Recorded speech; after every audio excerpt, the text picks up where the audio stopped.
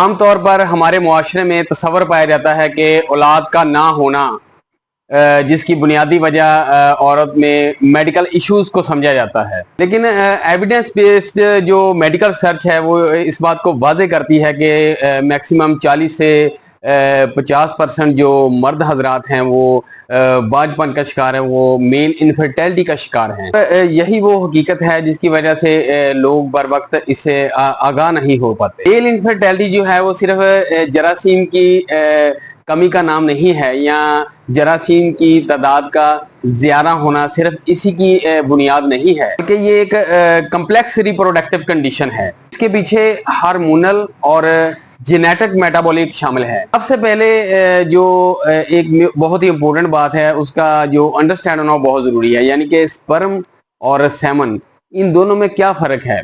सबसे पहले ये जो मेन बात है उसका अंडरस्टैंड होना बहुत जरूरी है। सेमन जो है वो एक बायोलॉजिकल फ्लूइड है, जबकि स्पर्म सेल्स जो हैं वो रिप्रोडक्टिव सेल्स हैं जो कि फर्टिलाइजेशन में बुनियादी किरदार अदा करते हैं। जब हम कहते हैं कि जरासीम कम है तो उसे मेडिकल टर्मिनोलॉजी में ओलिगोस्पर्मिया कहते हैं कि स्पर्म मोटिलिटी यानी उसकी हरकत अगर कमजोर हो तो उसे एस्थीनोजोस्पर्मिया कहते हैं।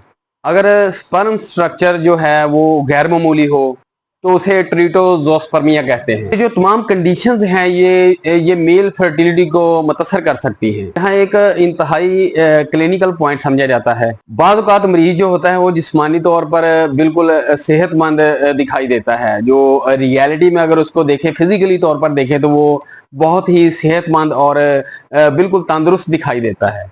फिजिकली स्ट्रेंथ भी नॉर्मल होती है और लिबिडो भी मौजूद होता है, लेकिन जो साइमन एनालिसिस टेस्ट है उसमें शदीद किस्म की जो अब नॉर्मेलिटीज वो है वो जो वाज़ेह नजर आना शुरू हो जाती है। इसलिए ज़ाहरी तौर पर फर्टिलिटी के मियार को समझना मेरा ख्याल है कि एक बहुत बड़ी गलती है। मेल इनफर्टिलिटी में लाइफस्टाइल डिसऑर्डर्स जो हैं वो भी बहुत मेन किरदार अदा करते हैं।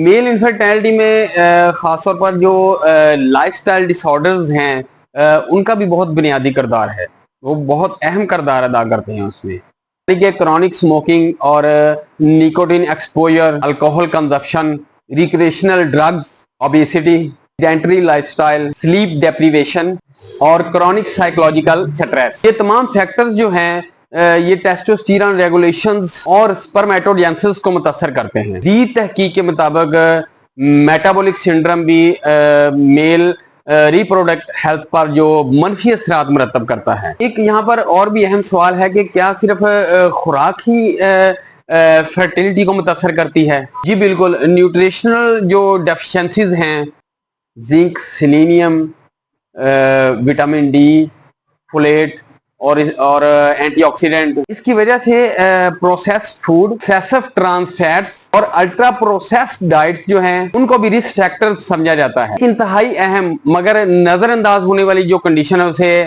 वर्कोसिल कहते हैं। टेस्टिकुलर वेन्स की अब नॉर्मल डायलेशन होती है जो कि टेस्टिकुलर टेम्परेचर को बढ़ा देती है। टेम्परेचर सेंसिटिव प्रोसेस है, इसलिए वेरिकोसल आस्ता आस्ता स्पर्म क्वालिटी जो है उसको मुतासर करता है।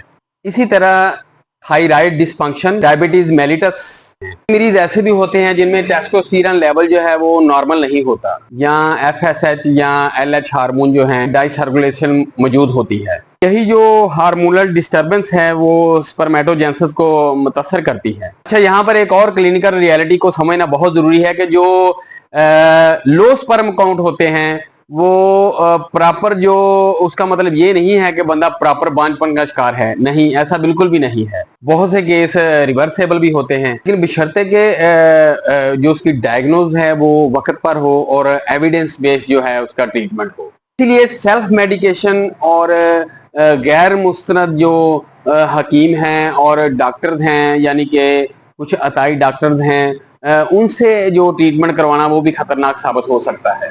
अच्छा, प्रोफेशनल एवोल्यूशन में बाज़ कुछ जो हैं इन्वेस्टिगेशंस जो हैं वो शामिल हो सकती हैं, यानी कि सेमन एनालिसिस और hormonal profile, scrotal ultrasound, doppler examination, genetic tested in selected cases, और बाज़ इन्फेक्शन स्क्रीनिंग जो है वो भी जरूरी होती है। एक और भी बहुत बड़ा मसला है कि सोशल स्टिग्मा की वजह से बहुत से लोग जो मेडिकल कंसल्टेशन है उसमें बहुत तखीर करते हैं, खामोशी से जहनी दबाव का शिकार रहते हैं, मगर डायग्नोस्टिक जो असेसमेंट है वो नहीं करवाते। ये हकीकत ये है कि अर्ली डायग्नोसिस जो है मुस्तकबल के जो ट्रीटमेंट आउटकम्स जो हैं उनको बेहतर बना सकती है। ट्रीटमेंट में हमेशा काज स्पेसिफिक होना चाहिए। मसला लाइफस्टाइल रिलेटेड हो तो weight reduction, exercise, smoking cessation, nutritional optimization, sleep improvement, ये आपको बहुत से मुस्बत जो पॉजिटिव नतीजे हैं वो दे सकते हैं।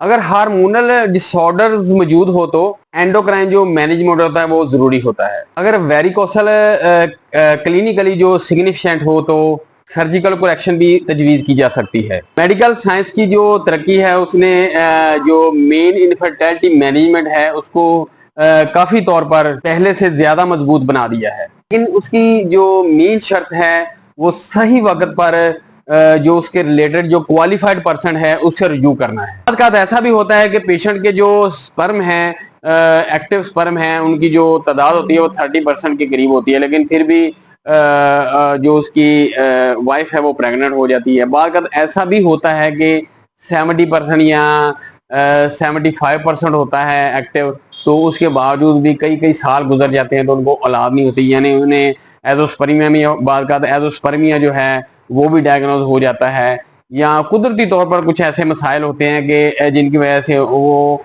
औलाद नहीं हो पाती। इसमें कोशिश करें कि गरम मिर्च मसाले वाली जो अशिया हैं, बाजारी अशिया हैं, बेकरी आइटम्स हैं, चिकन का इस्तेमाल है, चीनी का इस्तेमाल है, या कोल्ड ड्रिंक्स वगैरह मशरूबात हैं, आप उनका इस्तेमाल कम करें और कोशिश करें जूसेस का इस्तेमाल करें, फ्रूट का इस्तेमाल करें, और जितनी ऑर्गेनिक गज़ा खाएंगे उतनी ज़्यादा डेवलपमेंट होगी। आखिर में आपको यही बताना चाहूंगा कि इनफर्टिलिटी जो है कपल बेस्ड मेडिकल कंडीशन है, किसी एक फर्द की गलती नहीं है, एक फर्द का मामला नहीं है, फर्द वाहद का नहीं है।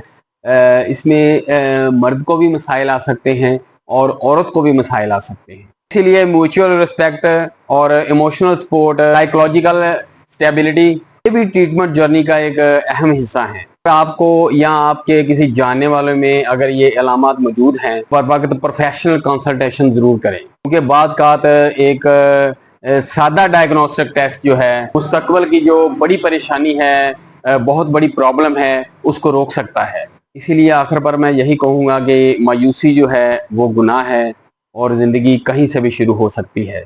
अपना ख्याल रखिएगा। अल्लाह हाफिज़।